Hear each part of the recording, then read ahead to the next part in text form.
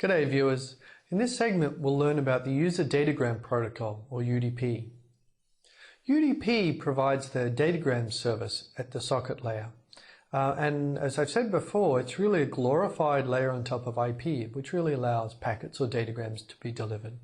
So in this segment we'll learn the ins and outs of what's behind UDP, and the answer is really not a lot more than IP itself. Okay, so UDP as a datagram protocol, an unreliable one at that, it's used by applications that either don't want reliability or that don't want some other kind of abstraction than messages, such as a byte stream. So there are several examples here. One example is a voice over IP application. Typically for real-time conferencing, we don't want reliability there, so UDP is a good fit.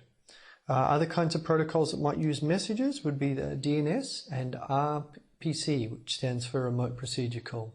We haven't actually seen the DNS yet, we'll see it later, but it's the machinery that maps between host names like www.uw.edu and addresses, IP addresses. And maybe a third class would even be bootstrapping protocols such as DHCP. Since these are used to get the network going, it's easier in some sense if they don't rely on all of the complex machinery of TCP. By the way, you can see from this list and reasoning that if an application wants both reliability and messages, then it has work to do. UDP gives you unreliable messages, TCP gives you a reliable byte stream. Reliable messages fall somewhat in between. So for instance, protocols that want that, like the DNS, must provide the reliability themselves as part of the application level protocol. So in that sense, the internet protocols, TCP and UDP, aren't a good fit to all applications. Okay, so we can see how datagrams are used at the socket layer. Let's see. Here is a simple time sequence diagram. We have a client and a server. The client is sending a request to the server who's returning a reply. The socket calls we would make to cause this to happen would be, first of all, we would need a socket on both sides. Now, on the server side, we'd need to bind that socket to an address, a well-known port, so that the client could contact. So we now simply want to send a datagram. What do we need to do? Well, usually the server will call receive, in this case receive from, to receive a message. That's a blocking call, so that really says I want to receive a message, and the process then blocks while the kernel waits for a message to come along. At some later time, the client will call send to send a request from the client to the server. At this stage, the receive from call will unblock and will have the information there, and the server can then process the request. On the client side, right after sending to, since we'll be expecting a reply, we'll call receive from. This instructs the client now to wait for a message. And after the server has finished processing the request, it will send. It will send that reply using send to. And then the receive from call will be unblocked.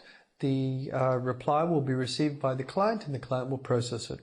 And then at some later time, when everyone's done, they'll call close to tidy up. So those are the sequence of socket calls which is used with datagram sockets for a very simple client-server exchange. I've cleaned it up here on this figure, and you might note that I've just starred the calls which block, which sort of explains how the flow of programs. Okay, so that's how you'd use a datagram socket. We did see examples of using sockets previously a long time ago in the course, but they were for stream sockets, so the datagram sockets are slightly different. No connections and slightly different forms of receive and send. We can also look at what's going on at the host while we make all of these calls. This picture here shows the buffering that happens inside the transport layer. We have the application layer at top, so this is all of the app processes which are running. They use the sockets and ports to interface to the transport layer. And at the bottom of this picture we have packets, and they're going out the physical network, so I'll just draw a wire. Now there's buffering inside the transport layer. When an app calls, when segments come in from a transport peer on the other side, they're placed in these buffers inside the kernel. You can see that for some sockets there are many different segments sitting here in the buffer. They're going to wait there until the app calls receive, at which time they'll be pulled from the kernel and handed up to the application. Similarly, an application might have data to send. And when it does, if it calls send to, that data goes down to the kernel where it sits in a buffer temporarily. An application might send more quickly than that information could be put on the local network Y, in which case there'd be a little bit of temporary buffering inside the kernel. But as you can see here, the setup is fairly simple. We just have that buffer as a staging point between the send and receive operations.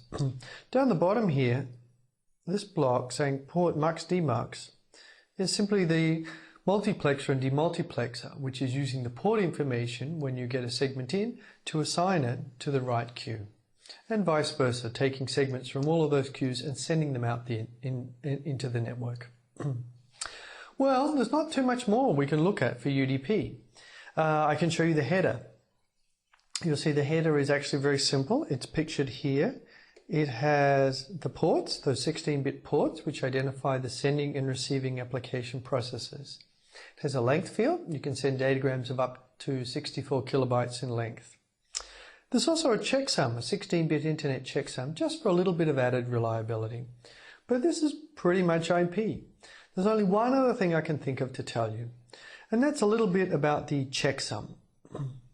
The checksum here, well, first of all, it's optional, but second, it covers not only the UDP segment, but it also covers the IP addresses that are passed down with the UDP segment to the data layer. And these are checksum by placing them in the form of what's called an IP pseudo header. You can see it pictured below here, the source addresses and a little bit of information. The checksum covers this block prepended to the UDP segment.